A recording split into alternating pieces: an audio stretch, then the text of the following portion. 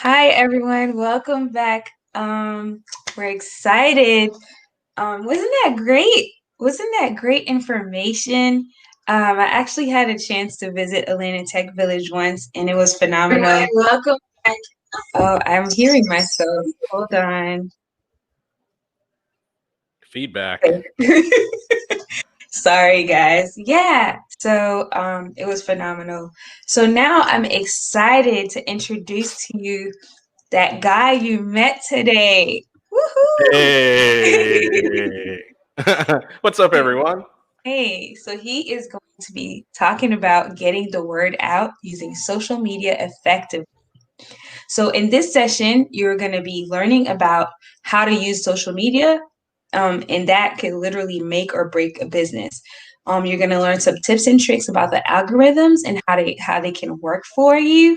And also, he's going to be taking in some questions. A little bit about Robert is he left his job in commercial real estate marketing to pursue a career as a food and travel vlogger. He used his years of experience in traditional and guerrilla marketing, and he built a respected influencer brand known as that guy you met today. So, Hey. so I'm excited to be hearing all your nuggets today, Robert, and I'm looking forward to it. So thank you so much. I'm looking forward to listening in, and go ahead. All right. Right. Well, thank you so much for that intro, Christelle. Thank you guys so much for joining us this morning for Making Startup Week. I am Robert Grant. I'm the owner of TGYMT Media. We are a social media marketing company based right here in Macon, specializing in the food service, hospitality, and tourism industries, which honestly is not a great space to be in during a pandemic, but we're making it through that. And actually, you can check me out later this afternoon where I'm going to be on a panel where we talk about pivoting, which is one of the things that I had to do with this company. So this presentation is designed to be really tailored to specific questions that you may have. So make sure if you have any questions, as you have them, drop them down in the chat so I can address them as they come. So we're just going to hop right into it.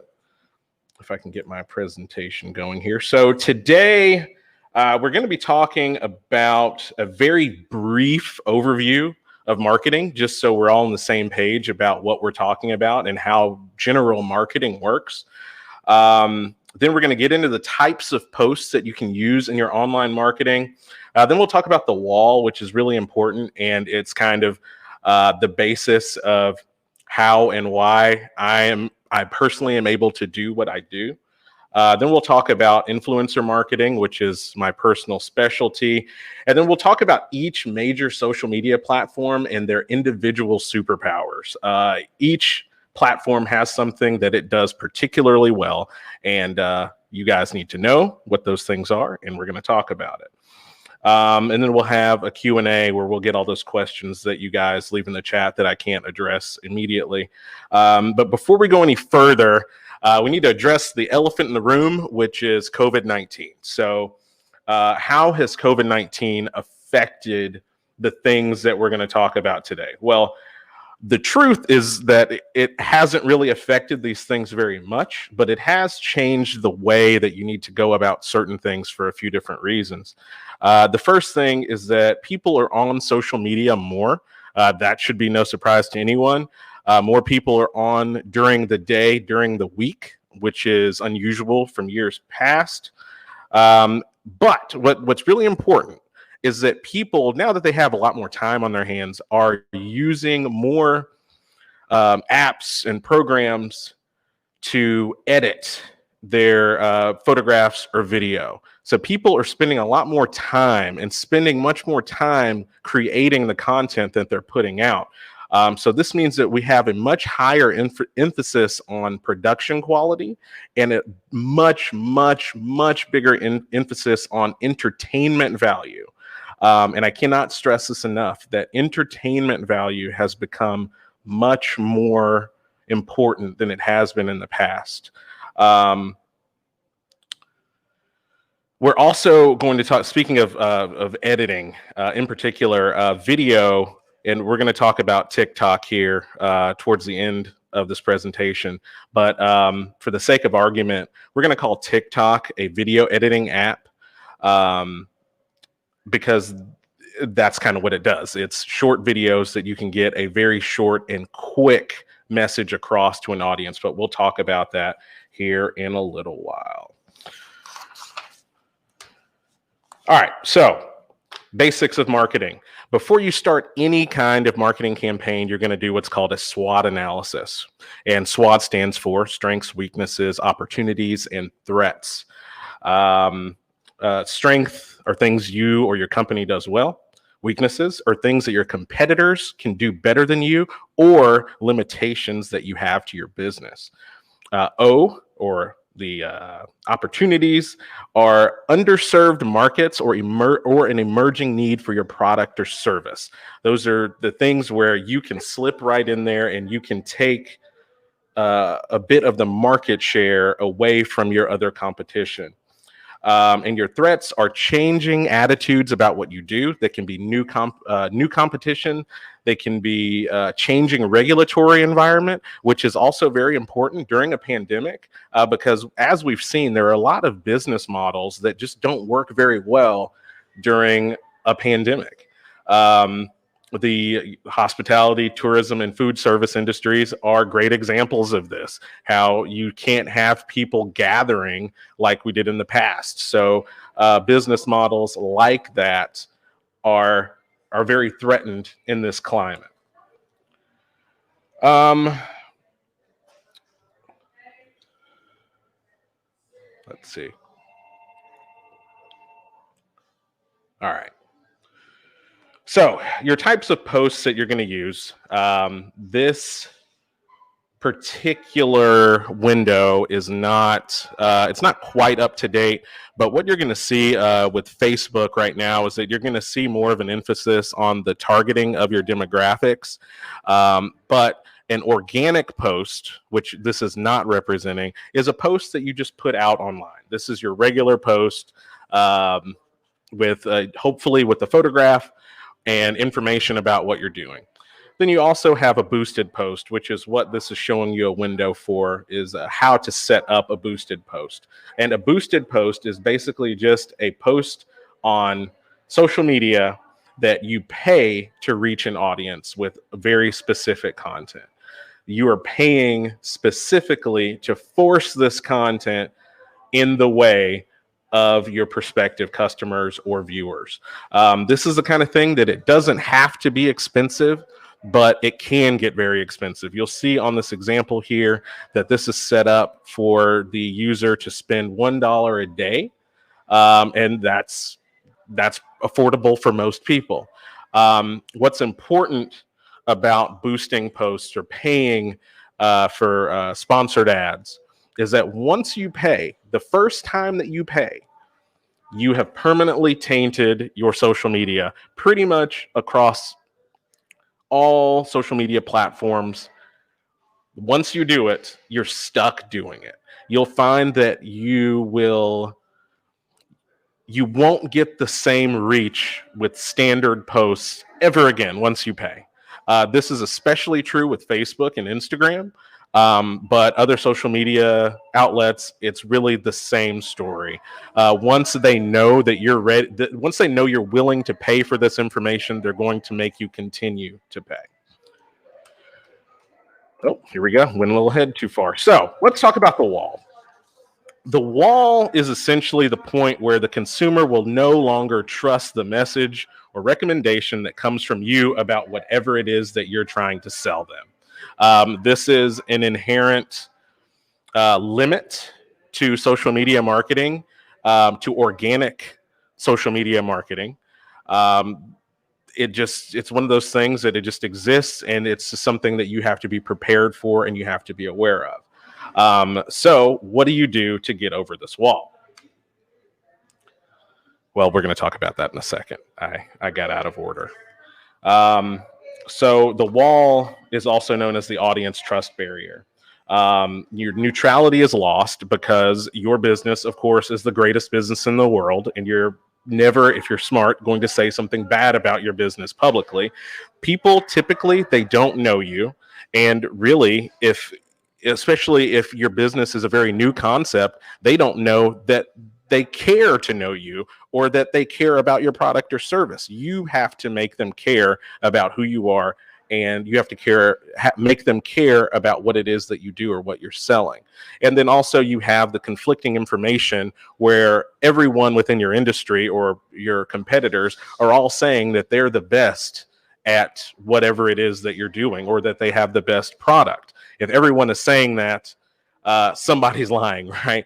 So what you have to do is you have to convince that audience that you are actually the one telling the truth. Now, how do we do that? Man, I'm hitting those keys too hard or something today. So how you get over that wall, there's two ways that specifically my company, we help our clients do. And it's not a catapult or an airplane. The first thing is influencer marketing. You get someone else to talk about your business, and you see me over there stuffing my face with noodles and dumplings. Being in the marketing in the food service industry, sort of the easiest way for restaurants in particular to market to audiences is to have an influencer come in and say how good the food is, because you, again, as a business owner, the audience can only trust you so much when you say my food is the best in the world. I have the best dumplings and noodles in the world. Okay, you're going to be met with some doubt by your audience, unless a neutral third party like myself comes in that has an audience already that trusts what I'm saying, trusts my neutrality, can come in and make that statement. That helps you push past that threshold of trust with your audience.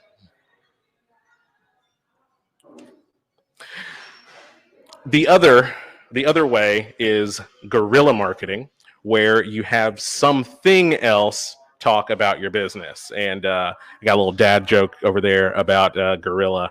It's not spelled like that though. But having something else talk about your business can be equally effective, if not more effective, when it's done correctly. Just like I said back at the beginning, that there's even more of an emphasis on production quality when it comes to social media marketing.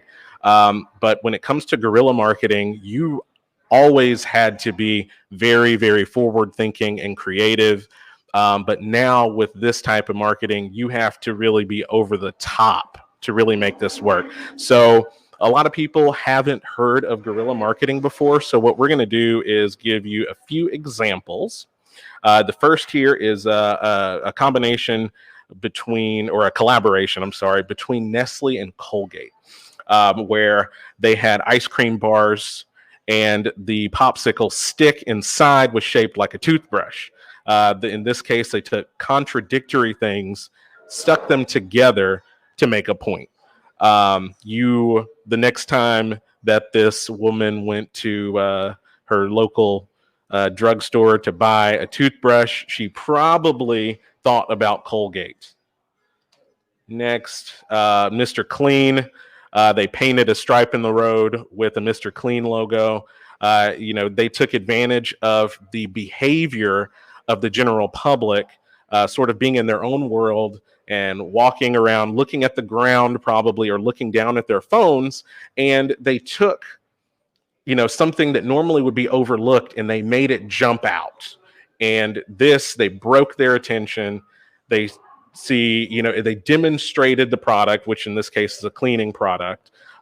So this is something that a viewer can see within an instant, understand what's going on, and then they can make a decision. In the case of this particular ad, this crosswalk led directly up to it was a CVS or a Walgreens that had a Mr. Clean display right up at the front. So they could actually, in this case, buy the product immediately. These are just a couple other ones. Shark Week laid a few surfboards out on the beach with bites taken out of them. This is the kind of thing that you can't walk past this on a beach and not see what's going on. We have another where National Geographic was trying to sort of convey how much work goes into the nature documentaries that they make, and the key is to force people to break their attention to seek answers to the questions posed by your marketing. This is how we make people a victim of marketing. This is your goal with just about any kind of marketing campaign, is that you want to force the people that are watching to make a decision. And usually that decision is to purchase whatever you're selling. I can't see the questions if there are any. So guys in the backstage, let me know. All right. So how does any of that relate to social media?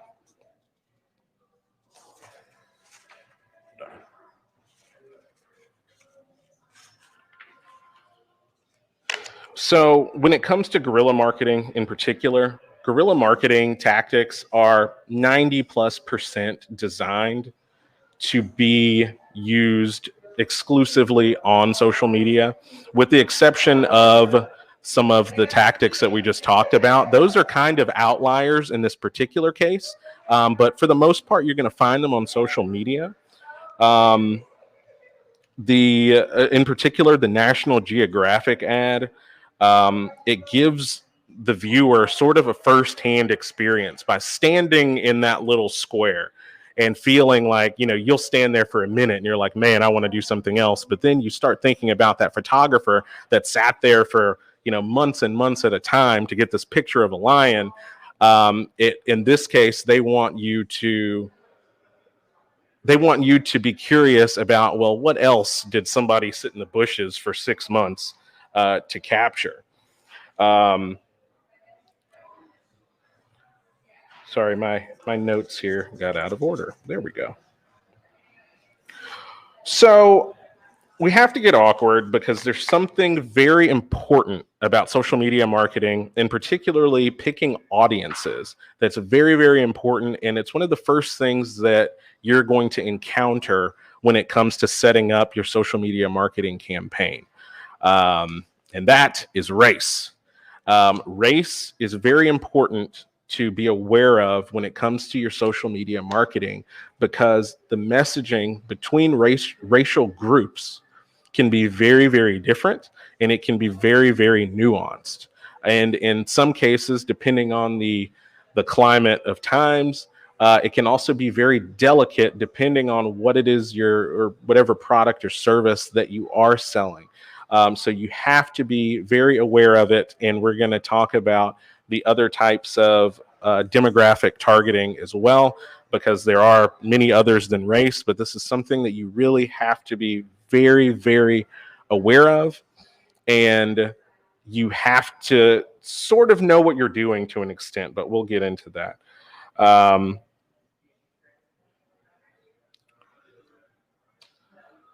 Here we go. So, demographic targeting.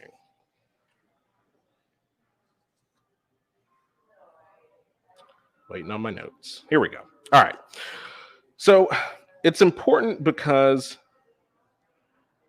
if you want to reach an audience and not spend a fortune, and this is the key. If you want to reach an audience and not spend a fortune, the thing that you've got to do is understand exactly who it is that you're trying to talk to. And you have to get very, very specific. And because of how specific you need to be, you need to make sure that that message that you're sending out is directed at that specific group of people and is going to have it's going to have buzzwords, it's going to have imagery, it's going to have a product or service that these particular people are going to want to interact with. Right here, we have the primary categories that you're going to be looking at when it comes to demographic targeting. Age, gender, and race are going to be typically the three, they're typically going to be the three that you've got to have a specific group in mind for those. Location is very, very important, but it isn't always necessarily a requirement, because you can just blanket a social media marketing campaign on a very broad geographic basis if you want to. But just like we said before, that can cost a fortune because you're not targeted. Relationship status is also important, because there are things that we can assume about people that are single or married, especially when it comes to things like their disposable income.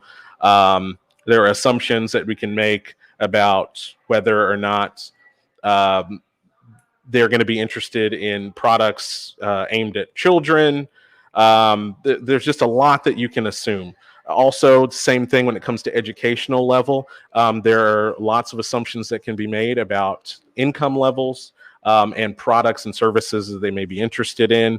Religious affiliations, more often than not, helps you to figure out who not to talk to or what not to say, because that messaging, especially if that product is something that is directed at people with very specific religious affiliations, you really need to know how to speak to that group in a way that's going to resonate with their ideologies. And then you're going to have a special trait, which there are far too many to talk about during this, but Facebook and Instagram in particular, they'll allow you to select specific things like, um, groups that a user is subscribed to on Facebook, which, like, for example, car or motorcycle groups. If I'm Harley Davidson, I'm going to direct this at people that like, pages about motorcycles, obviously.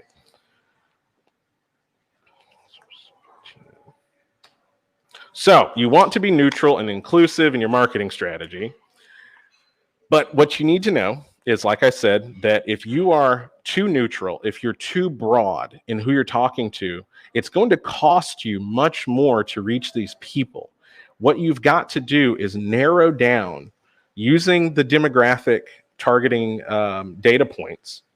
You've got to narrow down your group to the smallest number of people that are most likely to interact with your brand or buy your product or service. This is so important, especially for startup businesses, because typically you don't have a ton of money to spend on this, or you really have to make the money that you are spending count. So when you're looking at, boosting posts, or even just making posts that you will go on your normal social media and go out organically, you need to really think about who you're talking to specifically, and be as specific, as awkward as it can be as specific as you can possibly be. So what platforms should you be using? This is where we're going to get into the different social media platforms and their individual superpowers, or things that they do better than others. Facebook in particular, Facebook, I think somewhere between Facebook and Instagram right now are the largest social media platforms out there at the moment, maybe second to TikTok, which we're going to get here in a moment. But Facebook is now, and has always been, very good at converting viewers to brick and mortar customers. If you have a brick and mortar business and you don't have a Facebook page, you are doing yourself a huge, huge disservice. And I see something in my chat here. Okay, no questions. So if you don't have a Facebook and you have a brick and mortar, you're doing yourself a huge disservice. This is the easiest way to put a post out, have someone see it, and then you make money, period. Instagram is a close second to that, but it sells consumer electronics, fashion, and fitness products very well, mainly because Instagram is designed to convey photo and video very seamlessly and quickly to its viewers. So this is a great opportunity for you to demonstrate your product or service. This is why fitness products and fashion products in particular work really well on Instagram, because with let's say a 5 to 10 second clip, you can show someone doing a workout wearing the fitness product or using the fitness product. There was recently a ad from Tonal, which is one of the smart gym appliances that hangs on your wall.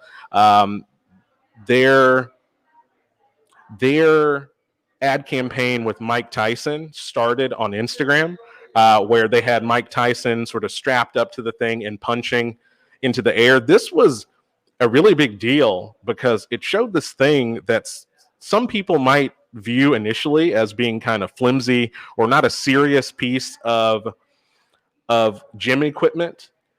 And then you have Mike Tyson using this thing and punching, and it's not ripping it off the wall. It says a lot about the durability of that product. When you have someone like, a celebrity athlete that's using it, it gives that product some more credibility. Getting back to our influencer marketing, that would definitely qualify as influencer marketing.